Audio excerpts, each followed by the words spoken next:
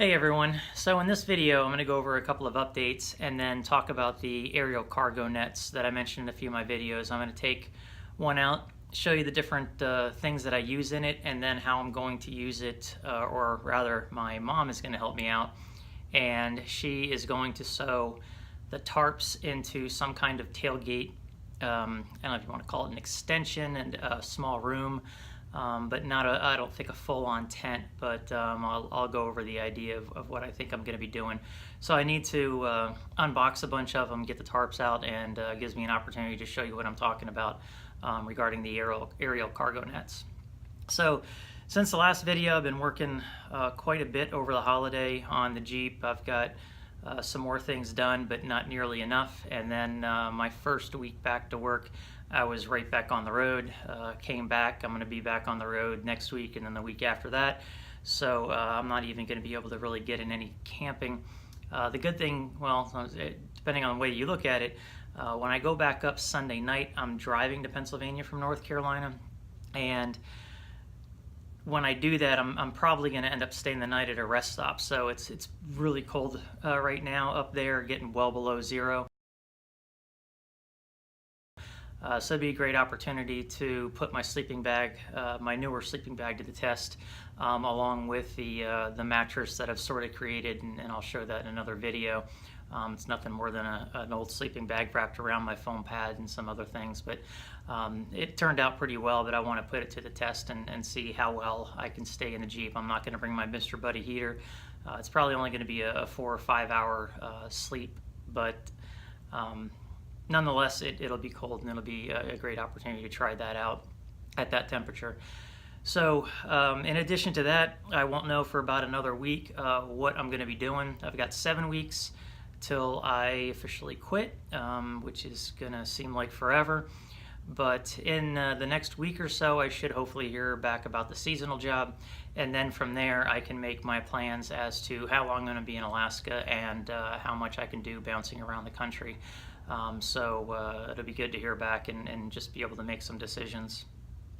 So in the meantime, let me show you the cargo nets and kind of a little bit of feedback on what I kind of do with military surplus stuff as well as other stuff to try to get items for free with a little bit of work and some reselling.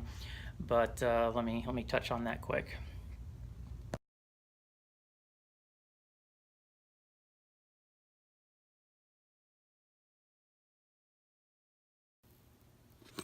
So there it is. I'm not going to unfold the tarp part all the way because it takes up the entire garage.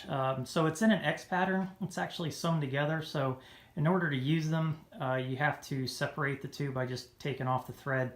And what you end up with when you separate the two is a piece 17 feet by just over 4 feet and another piece that's 19 feet by 42 inches. So you get quite a bit of material. You can see it's pretty heavy, and I think it's some kind of cotton duck material, but it's hemmed on the very ends, and then you have to do something about the sides.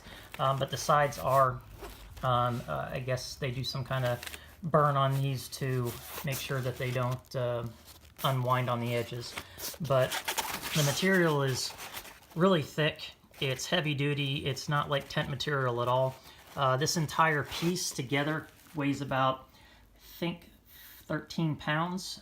So when I when my mom sews quite a few of these together, or how many she decides to use, it is going to be quite a bit of weight, but way better than tent material. So what else you get in this particular set is you get these straps here, and I don't know, they're just maybe over 3 feet long. Now the whole net is rated at about 2,000 pounds, and so each one of these could support at least 500 pounds. But if you look at the construction on these and how thick this material is, the types of hardware that's on these, it goes, I'm pretty sure they go way above 500 pounds. I've looked the specs up for this particular number, and it doesn't give me a rating on it. So, but I've used these to wrap around axles, 1 or 2 of them. When I connect my winch, just wrap it this way, connect it, and then connect the winch on that, and pulled people out of the snow, pulled people out of mud, and things like that. So they come in super handy. I keep a couple of these, I think 3 or 4 of them, in my Jeep at all times, and in one of the ammo cans in the back, so that they're easily accessible. So you get 4 of those, and then in addition to that, I've got way more of this stuff than I'm ever going to use. You got 30 feet of cordage that they use to bind the whole thing together and just keep the tarp on the cargo after they have the whole thing in place. And then here is your net. So this is about 4 feet by 4 feet.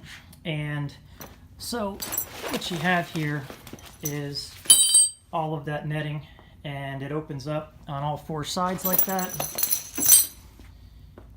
And then that's what they use to put the skid on, and then they use obviously this portion here to raise above the skid to connect to the helicopter. And these here are actually suspension straps, so those will be added on to the hooks on the ends of those, and then the helicopter will lift the whole thing into the air. So what I end up usually with, because these things don't sell as well as the tarps do and the suspension straps, but I have sold quite a few of these, but I'm left with some of these. I don't know what to do with all the leftover skid plates. They are really well built, very thick material, even either the same or maybe even a little bit thicker material that the tarps are used. They're stitched well, and with this webbing sewed into it, I mean, they are just super sturdy.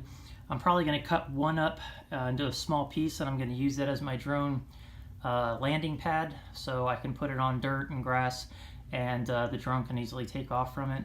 Other than that, I've been trying to come up with something useful that I could do with these, but just haven't yet.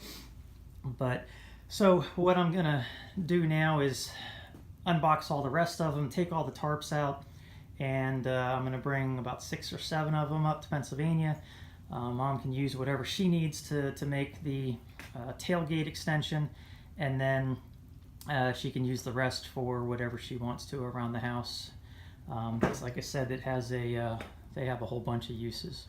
So that's pretty much what I'm talking about when I mentioned the aerial cargo nets. This is the webbing that I used on my Jeep Pocket, as well as the webbing I use on my headliner, and possibly a few other things that I can't think of right now. I mean, the hardware on this stuff is super heavy duty, and just great all-around product, and I can't beat the price. So unfortunately, Sportsman's Guide is sold out of these, and I don't know if they're going to have more, but every now and then they do get a new shipment. These looks like we're from 2011, and I think the last set that I had were from like 2008 or 9, so maybe more will come available. So I'm going to get to it, and then I'll also show you what my plan is for the Jeep.